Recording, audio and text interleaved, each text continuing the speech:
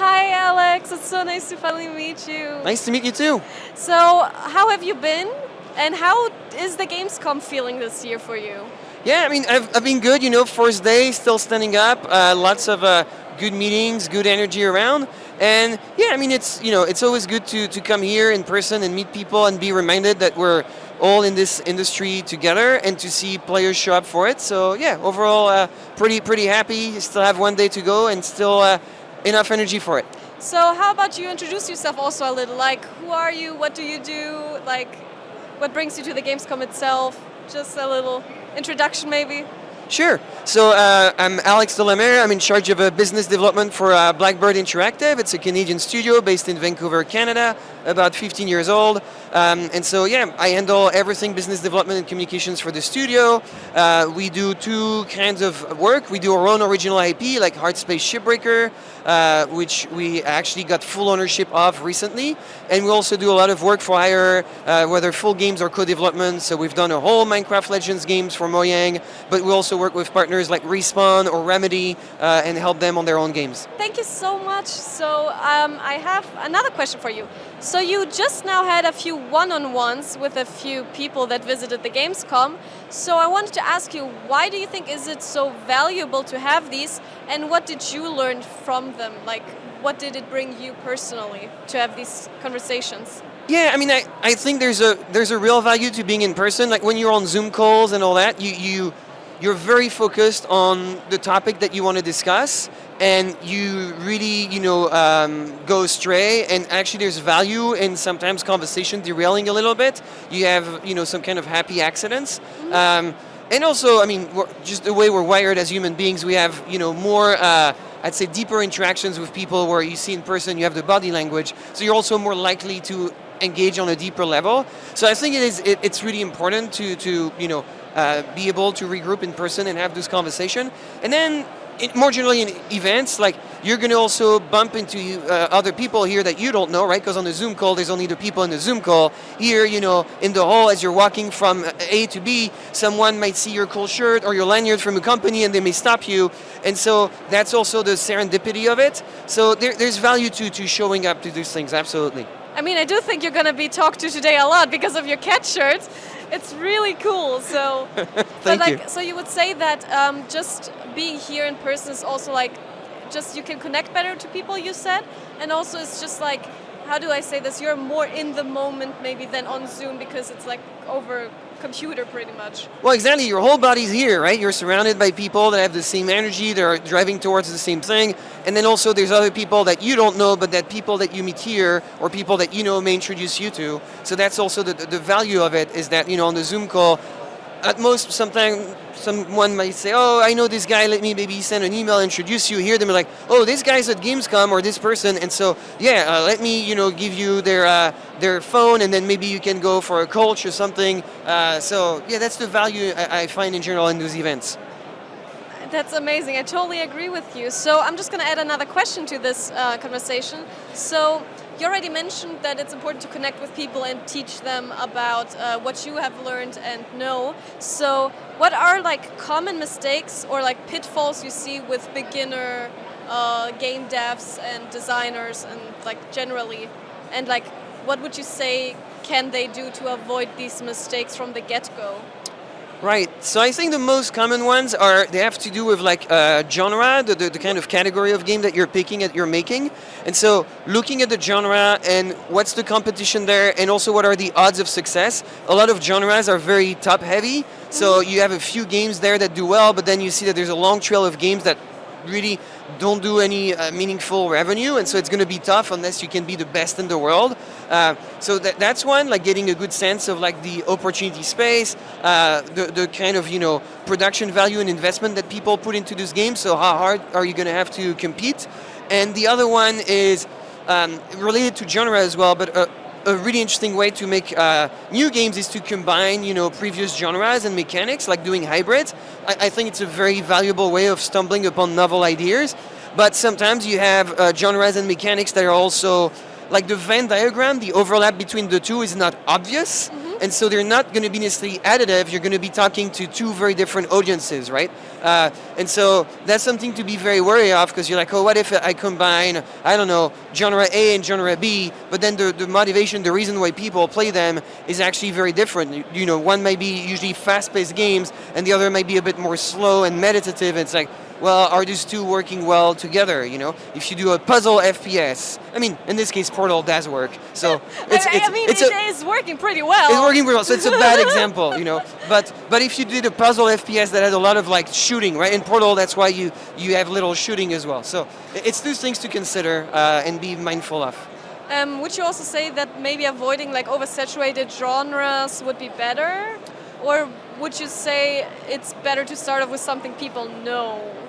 Yeah, I mean, it's a complicated one, because like saturated genres, at the same time they may have a big audience, and it's just like, do the people playing in this genre, are they also, aside from the big games, you know, giving a chance to the smaller games?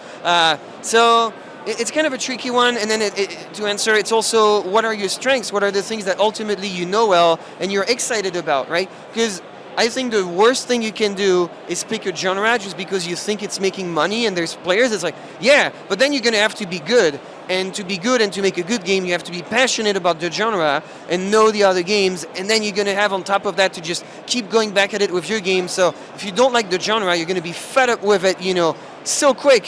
So yeah, you have to balance these two things out. So while we are at the like topic of genres, how do you think is like the indie scene changing over the years? Like, what do you think will like change over the years? Like, what trends do you see? What do you think is moving, getting less interesting? Yeah, I mean, something that I've seen in the indie scene, and I don't think it's necessarily completely new, but I find it very, very interesting, and there's a lot of lessons, I think, for like studios that are bigger in this, is if you look at studios like Landfall Games or Strange Scaffold, they release game pretty often. You know, at least once a year, and so for sure they maintain their costs, they keep a close eye on it, but they're also building a different relationship with their audience, because you know, when you're in traditional model of games, you make a game every 3 or 4 years, and then you have to keep being active on social media, give something for people to stick around. It's a lot of energy. Here, the games are doing a lot of the heavy lifting, and you're creating a relationship where like people get kind of like, in the case of Landfall, surprise drops, because Landfall, every April Fools, they will drop a game or some kind of a game. And so it creates something, yeah, I think a little bit different. And on top of that, they pair it with the way they're on social.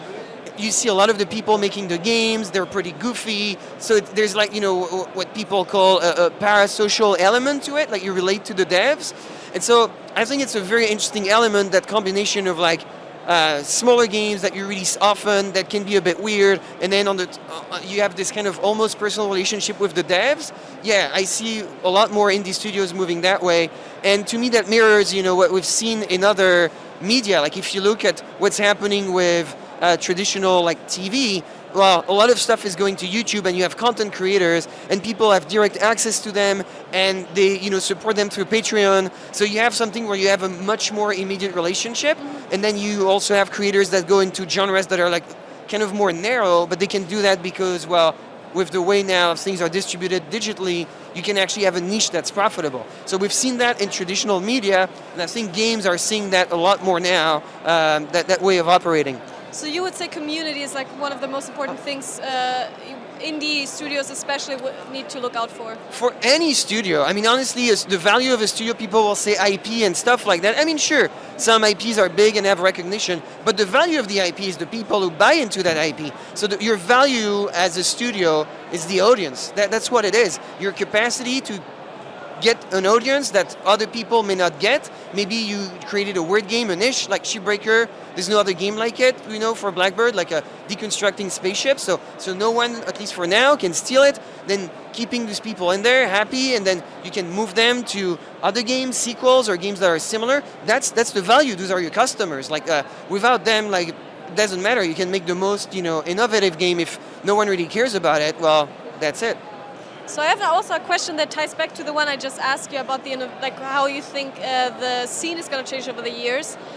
What like innovation excites you personally that has been like coming up right now, or what are you excited about the most? Yeah, I mean, So it's kind of weird to say because I'm really not the audience for that, and like I have to acknowledge it. But when I see young people and kids, and I'm putting aside the problems that may have to do with monetization and content moderation, okay? Because there's a real problem there. But the stuff that's happening on Roblox to me is kind of mind blowing. Because you have people going there and creating games that they want to see, and they're the age I was when I started playing games, sometimes younger, and they're creating, their own games, and so there's something that's quite fascinating. For a long time, I didn't look at it because, I'm not the audience, right? I'm a little bit older, but. And some people will still frown upon it because they're like, well, it doesn't look great. But mechanically, you have games that are very interesting, right? Even going away from the big successes like Grow a Garden. So you have an audience there. And then aside from the creators, you have an audience of players that also is discovering games in a completely different way. Like Roblox, for all intents and purposes, it's the YouTubes of video game, Now when people... So you would say the accessibility is what you're excited about, that everyone can create a game at the end. Yeah, exactly. And so it comes with challenges, and especially for established studios, and Blackbird is one, right? So the audience, the way they find the games, the way they actually create their own game, it's completely new, and it's changing the industry, and so you have to adapt. But if you take yourself out of it, and if I look at it just as a user, it's incredibly exciting. You have so many new genres being born, people discover games in new ways. There's an explosion of creativity everywhere, but I think Roblox is interesting. Here again, there's things we can say about how they monetize and content moderation, it's very true. But the fact that you have this platform there with all the tools and people there that are just empowered, it really reminds me of YouTube, where all of a sudden people went to the platform, they created the kind of short form content they wanted, and then they found other weirdos who love, videos about building, huts in the forest, and all of a sudden you have 1 million people watching that. That would have never happened on mainstream TV, right? And so same thing, the kind of games that would have never found a publisher in the traditional model, they may get to exist there, and they may find their audience. And so I find it very exciting, despite, all the other stuff that, should be discussed and addressed. But yeah. I sadly have one last question, and then we're sadly done. Okay. But I'm excited about this one because I personally am studying game design and development as well. So I'm interested to hear, what is one advice that you got yourself when you started off, and you would give it to the next generation in a way? I'd say the value is it's the value of showing up. And so, there's lots of events, and obviously you want to be careful and tactical and considerate about where you go and what you do and where you put your energy. But I think there's a tendency, especially now, coming out of the pandemic, and we've done a lot of stuff remotely, of being like, oh, I can do that at a distance. I can, I'm in a cool Discord with devs and all that stuff. Yes, but you cannot replace, that was the beginning of our conversation. You can't replace real life interaction and the stuff that happens there, and there's value. And so really pushing yourself a little bit, going out in the world and meeting people, you're going to have, happy accidents, and not dishing that. Sure, be careful of your energy levels and all that. Stay safe when there's viruses. Absolutely. But I see so many people these days saying, why bother going to Gamescom or GDC and all that? It costs money.